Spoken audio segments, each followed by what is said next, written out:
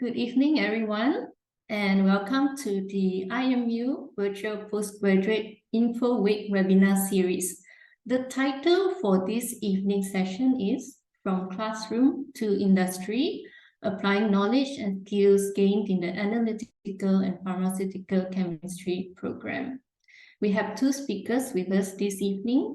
They are Dr. Chin and Ms. Nisante. My name is Lai Chu, and it is my greatest pleasure to be your moderator for this evening's webinar session. Before we dive into this session, we have a few housekeeping rules to ensure that the webinar runs smoothly and that everyone gets the most out of this event. Firstly, we have muted the microphone for all attendees. This is to minimize background noise and ensure that the speaker's voice is clear and easily understood by everyone. Secondly, for any questions or feedback you'd like to share with the speakers, please use the Q&A panel. Simply type your questions or comments in the panel, and we will address those questions during the Q&A session at the end of the talks. Thirdly, please note that this session will be recorded. Rest assured that your identity will remain anonymous and only the speaker's video and presentation will be recorded. All right, now that we have covered the housekeeping rules, we hope you're excited as we are to hear from the speakers. So let's get started. Our first speaker this evening is chemist Nisante Gunasegaran. Nisante is an IMU Bachelor of Science in Honors Pharmaceutical Chemistry alumni. She completed her bachelor's degree in 2020, after which she started working as a research and development chemist at the Malaysian Palm Oil Board under their nutrition unit, where she continues to work to this day. She is also a member of the Malaysia Institute of Chemistry. And for those unfamiliar, the Malaysian Institute of Chemistry is a professional body that holds a prominent position among the professional scientific organizations in Malaysia. In 2022, she embarked on her postgraduate studies, enrolling as an IMU Master in Science in Analytical and Pharmaceutical Chemistry student. We are very grateful to have her today, this evening, to share with us her postgraduate journey with a talk titled From Classroom to Industry, Applying Knowledge and Skills Gained in the Analytical and Pharmaceutical Chemistry program. So without further ado, over to you, Ms. Sante. Thank you, Dr. Wong, for the introduction.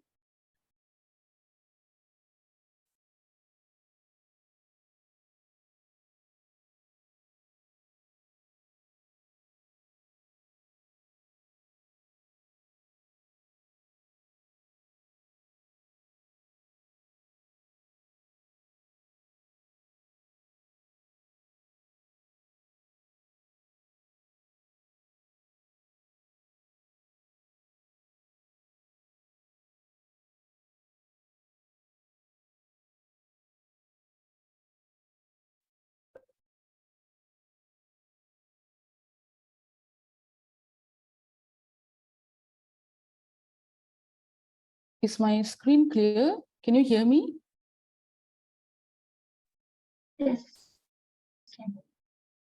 Okay, so I'll begin now. Good evening, everyone. Thank you for attending today's live talk. And before I begin, I would like to thank IMU for giving me this opportunity to share my experience. So for today, I'll be sharing how I went from the classroom to the industry, how I applied my knowledge and skills that I gained in the MAPC program. I'll begin with a short introduction of myself. My name is Nishanti Gunasegaran. I did my Bachelor of Science Honors in Pharmaceutical Chemistry in IMU and graduated in the year 2020. And currently, I'm doing my Master of Science Honors in Analytical and Pharmaceutical Chemistry with IMU as a part-time student. I'm also a IKM licentiate holder. And currently, I'm working as a research and development chemist at Malaysian Palm Oil Board under the nutrition unit. Before I begin to share my experience, I would like to show some pictures of my team members and myself. The first picture is a picture of me in a GMP certified nanotechnology pilot plant, waiting to start my production. The second picture is a picture of my team members. The first one is Dr. Fu Juyen, and the third one is Ms. Bhuvaneswari. We are the GMP team members. The third picture is a picture of me in a clinical research facility waiting to dissect some bread. And the last picture is a picture of my team and myself in the clinical research center that we visited, which is in Penang for our clinical studies. Moving on to my research experience, I'll start off with my vision. My vision is to use chemistry and nanotechnology to maximize the health benefits of phytonutrients, nutraceutical ingredients, and natural compounds. My research area includes spray drying, tocotrienols, palm phytonutrients, nanotechnology, nutraceutical ingredient formulation technologies, and quality by design. My current project is to use quality by design approach to optimize spray drying process in the development of nanoparticle powder. Okay, moving on to the first part, which is the GMP nanotechnology pilot plant. For your information, GMP stands for Good Manufacturing Practice. So under this GMP pilot plant, I'm the production representative, and I'm also the authorized signatory for the quality control reports. And I was with MPOB from the very beginning, from the certification process until we got the certificate for this GMP. So during this process, I was exposed to numerous guidelines and standards, such as the ICH guidelines, ISO standards, good manufacturing practice, as well as the Food and Drug Administration guidelines. So what I would like to highlight here is there's this one module called the Modern Analytical Techniques for Quantitative Analysis in this master's program, where during the lab session, we have to prepare a complete validation report. And during this, I was also exposed to all these guidelines. So the certification process and the classes were, it was actually happening concurrently, which was a plus point for me because I got to apply the knowledge and the skills that I learned in the practical session to the process of the certification. Okay, coming back to, I would like to show what we actually prepare in the GMP nanotechnology pilot plant, but I'm not allowed to share very in detail. So this is just a video to show a liquid nanoparticle. So usually we prepare the liquid first. So this is after adding the raw materials. And this video was taken during the trial experiment. And this is me mixing the liquid just to check the consistency and make sure that there's nothing sticking to the chamber. So this is the video. So this is how the liquid nanoparticle looks like.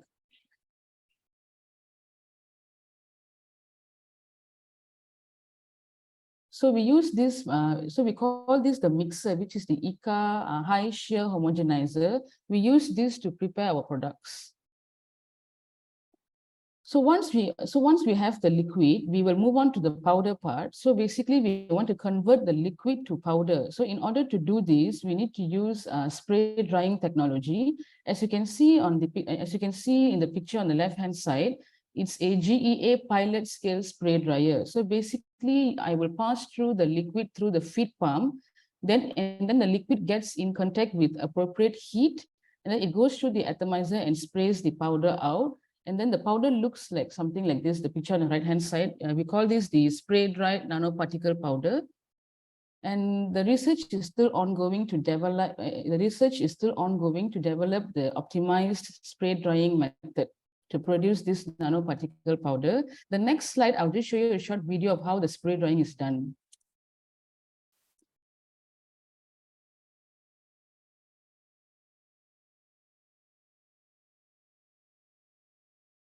So as you can see in this video, so basically as you can see, there's something white color that is spraying out, right? That is the powder. So basically the liquid, it gets in contact with heat and then it converts into a powder. And then we collect the powder in a collection chamber. And after this, we have the quality control analysis. So here, there's actually a lot of analysis that we do, but for now, I'll just highlight the three main analyses. The first one is high performance liquid chromatography, HPLC analysis. We use this to analyze the vitamin E content in the powder and in the liquid. And since we're working on nanoparticle, we need to make sure the particle size of the powder. So in order to check the particle size of the powder, we use an equipment called Zeta Sizer. And lastly, we check for the stability of our final product using the Lumisizer. Lumisizer is a technology that when you put in your sample inside, the system will tell you your sample is stable for how long and is there any sedimentation that is going to happen over time. So these are the main three QC tests that we carry out. And so the module's modern analytical techniques for qualitative and quantitative analysis played a huge role during my QC work because I was exposed to numerous equipments and also practical sessions. It actually helped me a lot during the QC at my workplace as well. Next, I'll move on to what I do in the nutraceutical laboratory. I'm also in charge of formulation. So basically, formulation is you design and you develop formulations and processes before you move on to scale-up manufacturing of batches for clinical and preclinical trials.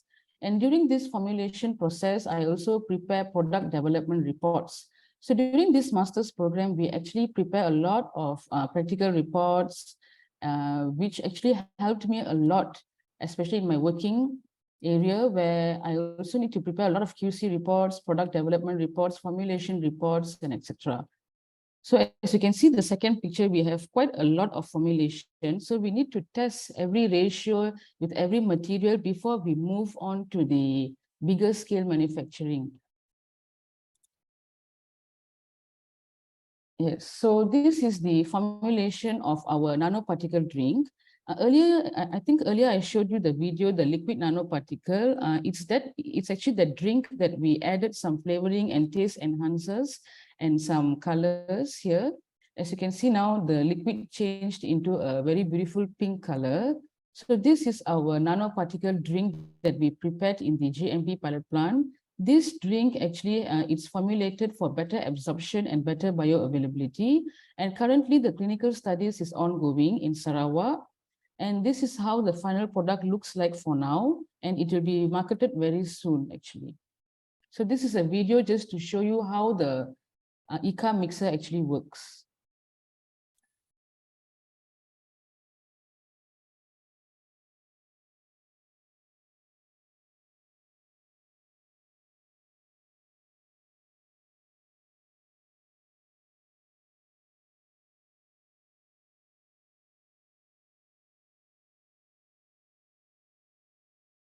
Okay, the last part, I'll move on to the preclinical research facilities. Okay, so for preclinical research, so basically here we use animals to study the potential of a therapeutic drug and also to have advanced scientific understanding. These rats actually serve as models to study diseases. So basically our nanoparticle formulation that before moving on to the pilot scale, we actually did this preclinical research where we actually fed the rats with our nanoparticle formulation to study the absorption of the vitamin E. Yep. So usually we use these Sprague-Dowley rats to do the study. And this is me injecting the anesthesia to the rat before we dissect to get the organs to study the toxicity to see like, is there any toxicity effect in the rat's organ? And during my master's program, I was exposed to these two modules called the Computational Drug Discovery Technique and Principles of Drug Discovery. And one thing I learned is that before we move on to the preclinical research, there's actually the first stage is, they call it as early drug discovery. And these two modules actually taught me how to use computational database to collect data and to study the therapeutic effect of a drug target before moving on to the preclinical research. So basically, it's like a process of finding a new drug against a chosen target for a particular disease by using computational drug discovery softwares like Schrodinger, Jamda, Swiss similarity, and etc.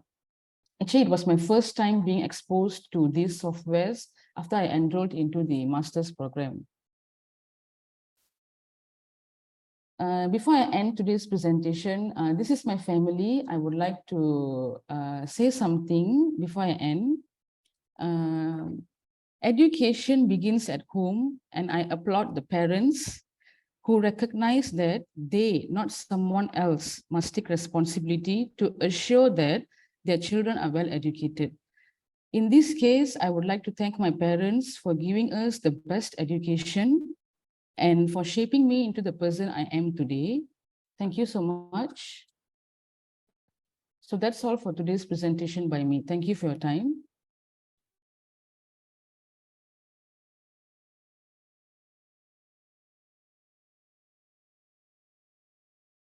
Thank you so much, Nisante. Thanks for shedding light on the practical application of the knowledge and skills you gained during your academic pursuits. We would now open the floor to questions from the audiences.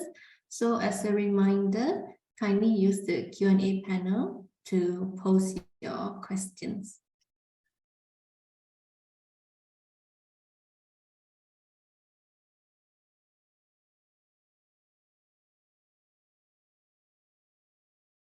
Okay, so the first question, Nisante, so how do you manage your time effectively between your postgraduate studies and your full-time job as a chemist?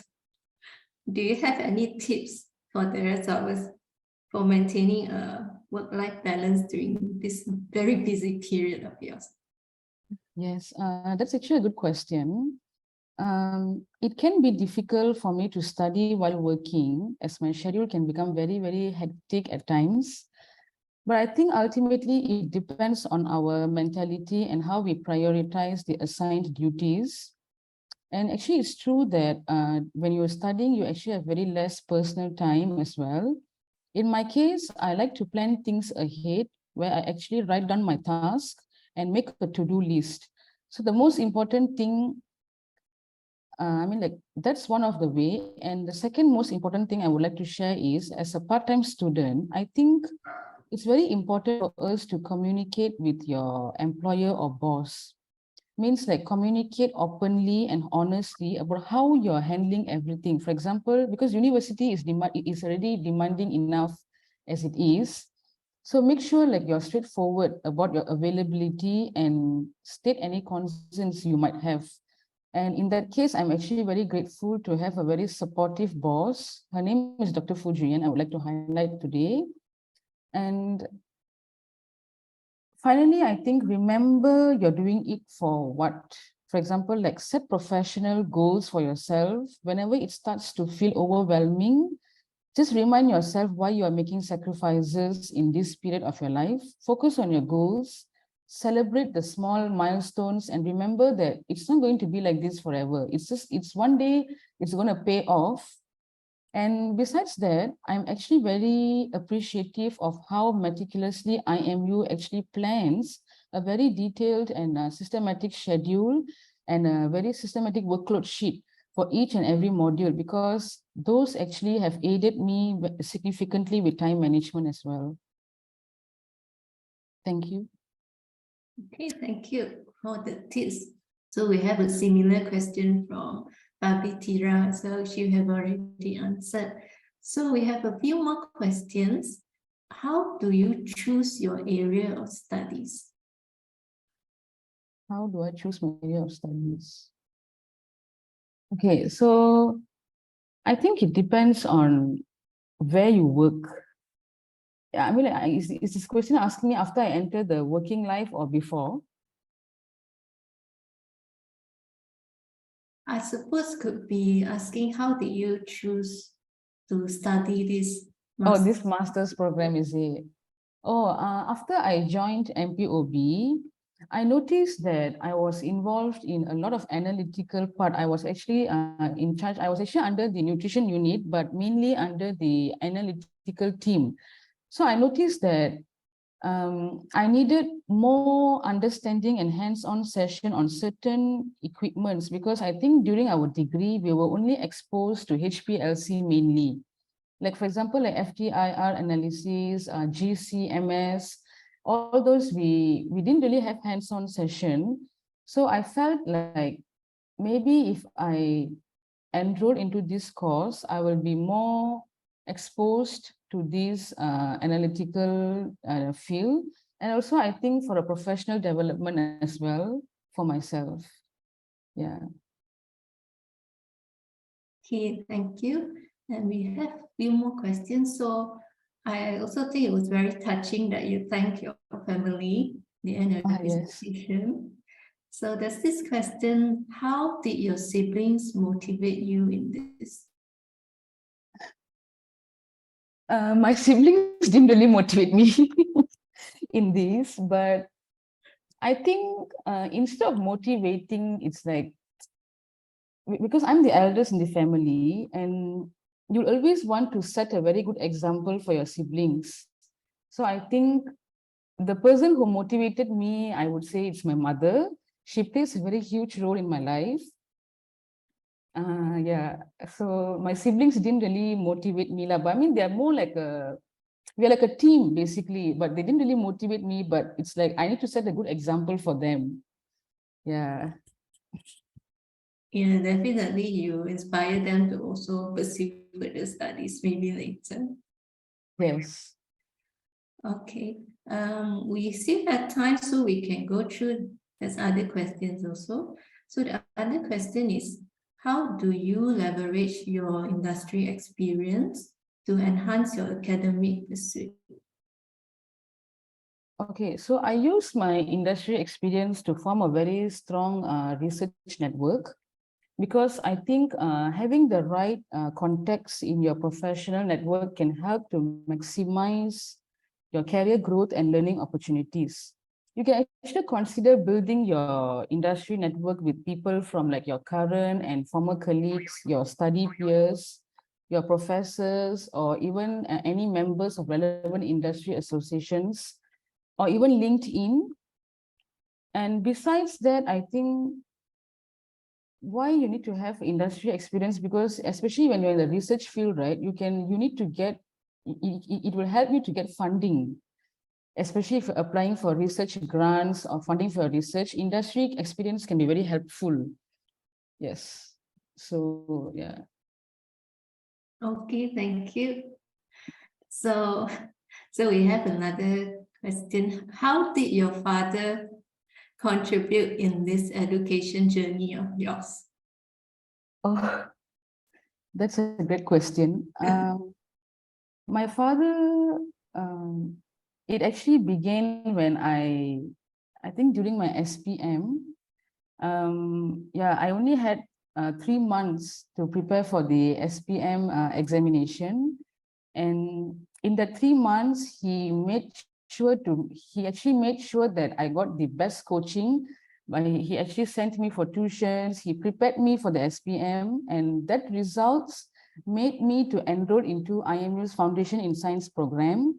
And after that, I got interested into the chemistry field. And because I like to work with experiments, formulations, and stuff. So, and then I decided to enter into the degree program. And now I'm doing my master's. My father actually, I mean, my parents basically supported me a lot financially. And they're the greatest support that I have in my life. Yes, very sweet. Okay, so we have time for one more question, right? Okay, but these questions are related to the MAPC program, so we can take these two questions after Dr. Chin's talk, right? So thank you again, Isante, very much for answering all the questions from the audience. And to the wonderful audience, so we hope this Q&A session has provided more clarity and information which you are seeking. So we will now move on to our second speaker for this evening, Dr. Chin Simi. Thank you again very much, Isante. Thank you, Dr. Wong.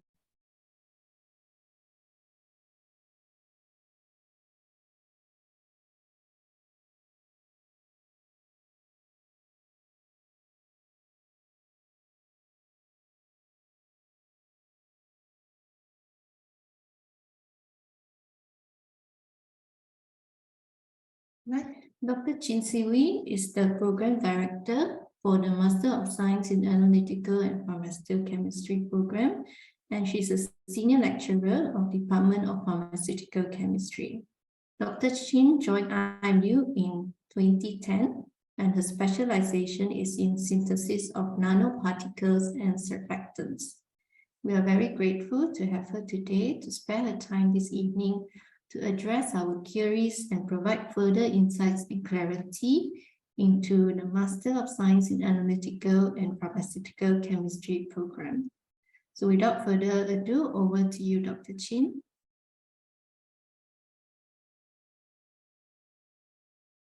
Thank you very much, Dr. Wong, for the introduction.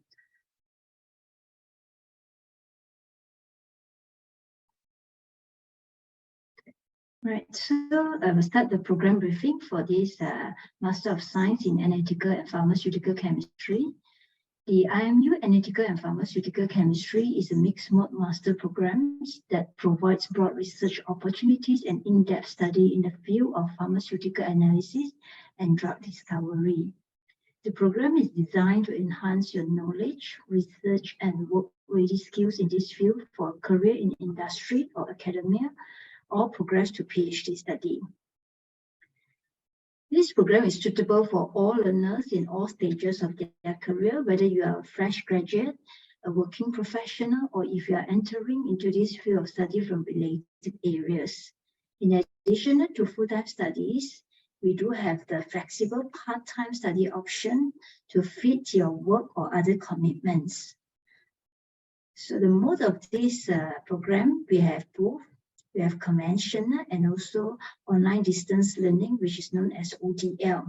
The total credit hours for this program is 43, whereby 21 credit hours is for coursework, and for research, we have 22 credit hours.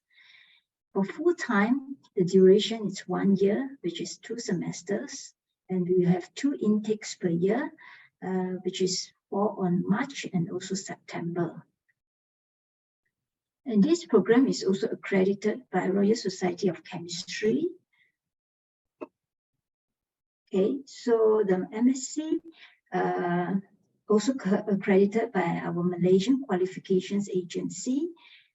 Royal Society of Chemistry is the world's leading chemistry community and the oldest chemical society in the world. The accreditation by RSC is a formal recognition that the program is in line with international quality and standards.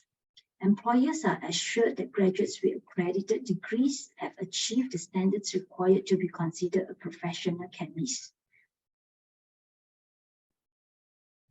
For these programs, we can divide it into 4 categories, which are analytical, pharmaceutical, research, and industry.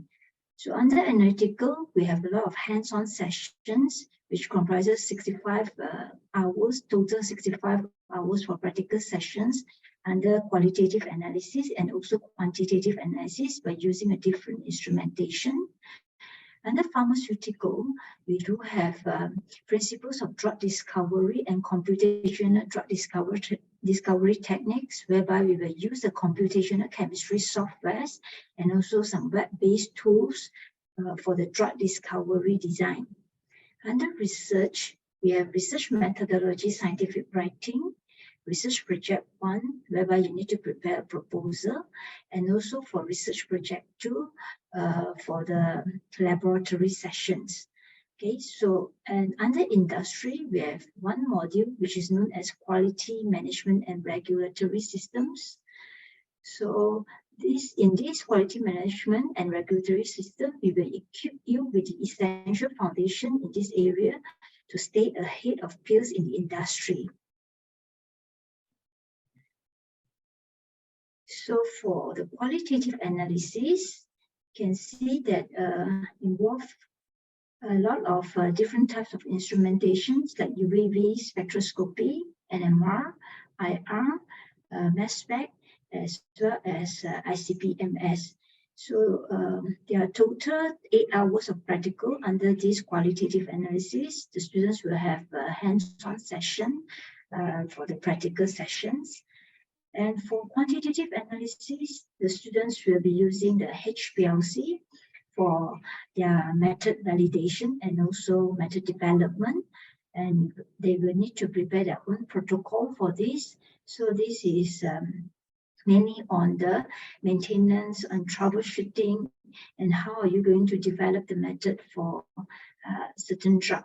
Okay, so the total practical for this will be 46 hours under quantitative analysis. For principles of drug discovery and also computational drug discovery techniques, we'll be using both the computational chemistry software as well as the web-based tools in the drug discovery process. And these skill-based sessions can enhance the learning by integrating theory and practice.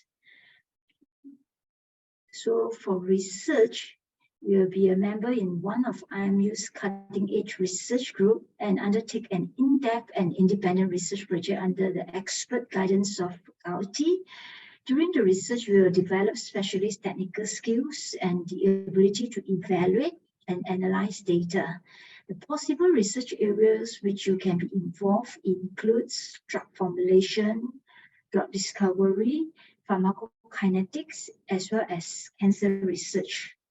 So there are total 2 semesters for this research. For semester 1, the students will have to prepare the proposal and also the research methodology and scientific writing. So for research project 2, the students will usually have to have some hands-on session in the laboratory.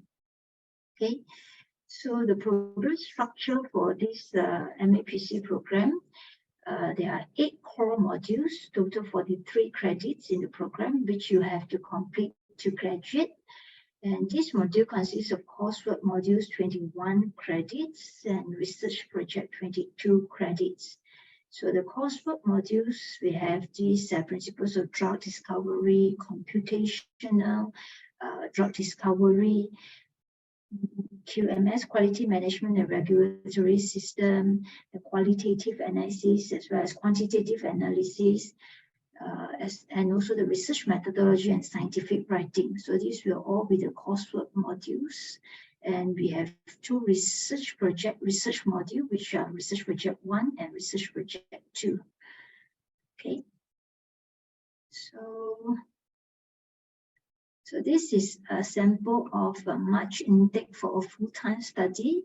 So if the student join in March, then in the first half of the semesters, they will have to take this research methodology writing, as well as these principles of drug discovery in the first half, followed by second half, they will take the computational drug discovery techniques. So they will be able to manage their time for the first half and the second half. Of course, there will be a research project writing if it's a full-time study students, so they will have to take the research project in the semester 1 itself. Right, so for semester 2, there will be this qualitative analysis and also quantitative analysis, which is split into first half and also second half of the semesters. Okay, and for research project 2, will be for the whole semester. So the student learning methods, we have a few, there are a few methods. Research projects will be the majority of these portions, which is around 62% of this program. And for guided reading, around 3%. For lectures, it will be around 8%, which is around 80 hours. For workshops, it's also 80 hours, 8%. For laboratory practical, we have 65 hours, which is 6%. And for the computer-aided drug discovery by using the computational softwares and also all the web-based tools, that will be around 7%. And we do have a forum and seminar, which comprises around 5% of these student learning methods.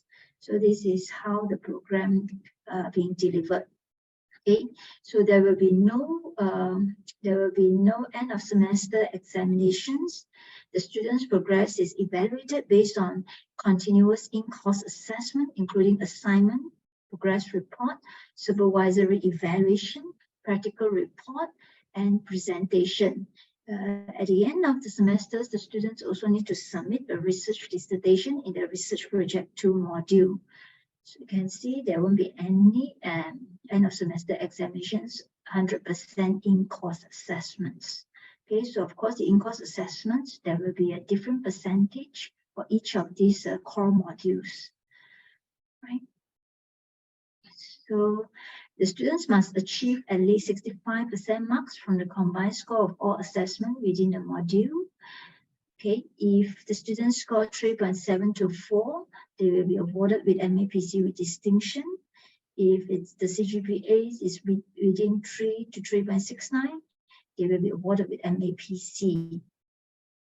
Okay, so we do provide feedback to the students on their assessments as well, especially on the written in-course assessment. Say, for example, if first attempt the students has scored less than 65%, they will be given one chance to resubmit. If greater than 65%, then marks will be obtained in only first attempt, and that will be considered as a final module mark. Right? If it's less than 65%, students given the second chance, the second attempt to submit, and then when the second attempt is still score less than 65%, that marks will be as the final module mark. Okay, if the students score greater than 65%, the mark will be kept at maximum 65%. Right? So for this analytical chemistry, pharmaceutical and chemistry program, we do have a lot of our alumni from different industries, as you can see from here, because this program builds on our undergraduate chemistry experience and provides specialized knowledge and practical experience in a wide range of modern analytical techniques.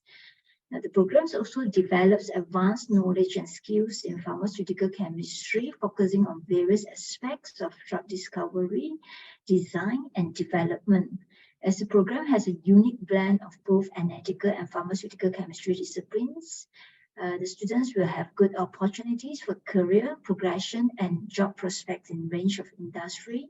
So you can see our alumni, they are in various industries such as regulatory affairs, in laboratory technologies, in animal medical center, Harta Lega, as a chemist, R&D chemist. Some of them even involved as the teaching faculty. Some of them in the corporate as assistant manager, in analytical R&D executive. Of course, there are also some of the alumni involved in the subject matter expert policy servicing. Okay, so these are all the different industries of our alumni that they are involved in. Okay, so that's the end of our sharing here. Okay, thank you very much. Thank you very much, Dr. Chin, for such an informative talk about the Master of Science in Analytical and Pharmaceutical Chemistry program. So we would like to open the floor now for the second Q&A session. So as a reminder, please type your questions in the Q&A panel, and we will be addressing them very shortly.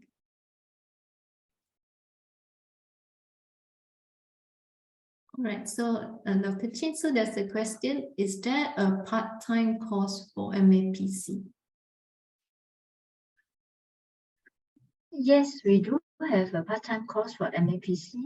As I shared earlier, we provide both full-time and also part-time for this program.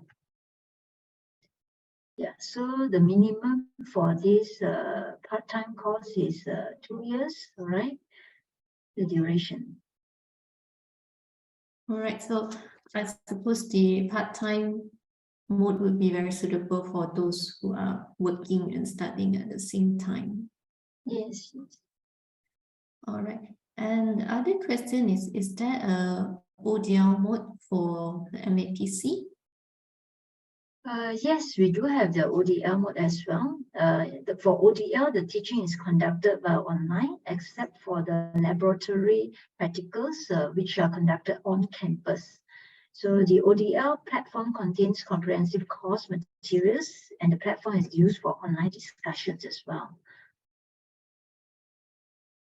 Right. So the curriculum for the ODL and the conventional are the same, right? Yes, both the curriculum for conventional and ODL, they are same. Okay, so there's another question also continuing from the question from the ODL. So how does the ODL platform work in respect to the research area? For this ODL platform for research, actually ODL for research is more on the discussion with the supervisors, whereby the students will have to have more discussions face-to-face with their supervisors. And also they need to come to the campus to meet their supervisors if there's anything related to their research. So we don't have a specific platform for this on the research, but they can always email their supervisors via Teams or normal emails, and to ask them if there's any doubts on their research area. Yeah, so there are many ways they can communicate. They can with the supervisor, also video call as well. Yeah. And also for the research area, the students can also choose those research relating to computational type of research projects, right? Yes, the students can also choose those computational chemistry type of projects. So then that won't involve the laboratory web-led skills. That is more on the web-based and the software. Okay. And we have a few more questions. So the next one is from an international student. So do you accept international students? I'm from Indonesia. How often do I need to come to campus? Yes, we do accept international students. We also have some of our alumni and also current students who are all international students. For international students, if you can also opt for this ODL mode, whereby all the teaching is conducted online, so you can easily access at your own time. And for this, you only have to come here for the laboratory practicals, so you can actually discuss with the module coordinators and also the program directors on your schedule, so which time is more suitable for you, and we can always cater to your needs and arrange according to your needs for this time for these practical sessions. Okay. And we have a question relating to the admissions requirement. What degree do I need to have to join this program? For this program, you need to have a bachelor degree in the field related fields with a minimum CGPA of 2.75 or equivalent as accepted by the university's Senate, or a bachelor's degree in the field or related fields with a minimum CGPA of 2.5 and not meeting CGPA of 2.75 can be accepted subject to the internal assessments. Okay. Or some of it is if you have any bachelor degrees in the field or related fields or equivalent with minimum CGPA of 2 and not meeting CGPA of 2.5 can be accepted subject to a minimum of 5 years working experience in the relevant field and also rigorous internal assessment. For international students, English language requirements is compulsory as well. Okay. Thank you. So still relating to the admission. So how many intakes are there? There are 2 intakes per year. We have March and also September, 2 intakes per year. And how do I apply to this program? You can apply through our online website, or you can contact our admission service as well, or also can drop us an email. Okay, thank you, Dr. Chin. So we have time for one more question. It's the last one. So what career pathway is there if I join this program? So what careers can graduates get into? As I said, there are so many career pathways that we can actually join. As well as the students, the alumni, the graduates of the program, they are also eligible to apply for the IKM membership, which is Institute Kimia Malaysia, and also for the Royal Society of Chemistry. They can also register as the Royal Society of Chemistry members, because Royal Society of Chemistry is a mark of the approvals that graduates of this program are able and competent chemists, and they can fully satisfy the academic requirements of Chartered Chemist Award. Okay, so the other thing is after they have completed this, they can also continue with their PhD if they are interested in the academic, and okay, to become the teaching faculty, all right? Or they can work in the industry, in many industries, cosmeceuticals, pharmaceuticals, nutraceutical industries, any kind of chemical industries, or even in the QC, quality control, and quality accredited industries as well. So there are so many pathways, whether they want to work more in the documentations, that will be QC and QA. If a laboratory will be those like cosmeceutical industry, pharmaceutical industry, chemical industries as a research scientist or research development of and kind of analytical work. All right, thank you. All right. Thanks so much again for addressing all the questions from the audience. And to our wonderful audience, we hope the Q&A session has provided clarity and information about the program which you have been seeking. And if you have further questions or need further assistance, feel free to reach out to our IMU admissions, or you can also contact Dr. Chin later for personal guidance from her. And also take note that in conjunction with this postgraduate info week, applications for this program are eligible for 800 ringgit registration and application fee waiver. So time sure flies, and unfortunately it is time for us to wrap up this evening's webinar session. Thank you all today for joining us in this insightful webinar with Dr. Chin and chemist Nisante. And before we conclude, let's take a moment to appreciate our speakers for graciously sharing their valuable experience and expertise with us. Additionally, we would like to thank all of you who participated and contributed to the engaging question and answer session. If you'd like to stay connected and informed about future events and webinars, so you can follow the IMU School of Postgraduate Studies Facebook page. So as a closing note, remember the journey of learning never truly ends, and it is through continuous exploration and sharing of knowledge that we can make a positive impact in our fields and professions. So once again, thank you all for being part of this webinar, and we wish you success in your own academic and professional endeavors. And may you all have a very wonderful evening ahead. So this concludes our webinar. Goodbye, and we hope to see you again in our next webinar series. Thank you.